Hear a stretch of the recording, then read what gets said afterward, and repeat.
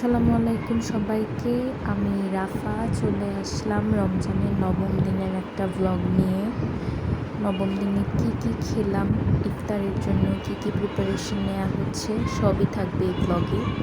সকালে জানালাটা খুলে বারান্দায় চলে যাই, আরেকটা নীলকণ্ঠ ফুটছে ওইখানে।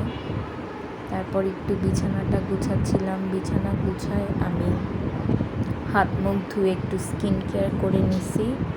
ওদিন আমার কোথাও বের হওয়া ছিল না, কম্পিউটার ক্লাসও মিস দিয়েছিলাম। এখানে দেখি মা বিরিয়ানি রান্নার প্রিপারেশন নিচ্ছে। আমরা ওদিন বিরিয়ানি দিয়ে ইফতারি করছি। এটার রেসিপি আমি ফুল ড্রপ করব। খুবই মজা হয়েছিল বিরিয়ানিটা। আর মা হচ্ছে এক্সট্রা করে একটু দুধ অ্যাড করে দিছিল। এখানে চাল দিতেছে, দেন পানি অ্যাড করছে, তারপর কিছুক্ষণ দমে দিয়ে রেখে দিছিল চুলায়।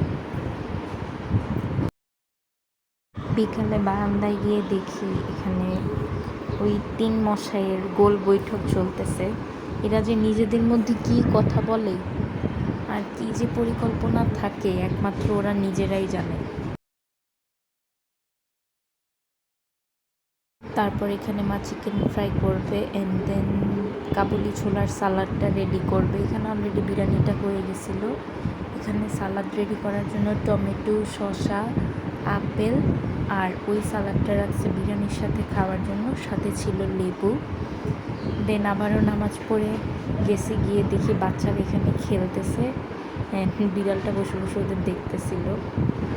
দেন ইফতারির টাইমে এই সালাদটা খাই। আমি আবার একটু টক দই নিয়েছিলাম সাথে, এত টেস্ট লাগছে টক দই দিয়ে সালাদটা। যখন খাওয়া শেষ করছি মনে হয়েছে অমৃত। তারপর নামাজ শেষ করে এখানে মা আমাকে বিরিয়ানি বেড়ে দিচ্ছিল, বিরিয়ানিটা দিয়ে ইফতারি শেষ করছি। ওই দিন রাতের ডিনারেও বিরিয়ানিই খাইছি আমি। মানে বিরিয়ানি রান্না করলে দেখা যায় যতক্ষণ পর্যন্ত শেষ না হয় আমি বিরিয়ানিই খাই। এই তো আজকের ব্লগ এতটুকুই। ভালো লাগলে লাইক অ্যান্ড কমেন্ট অবশ্যই করবেন।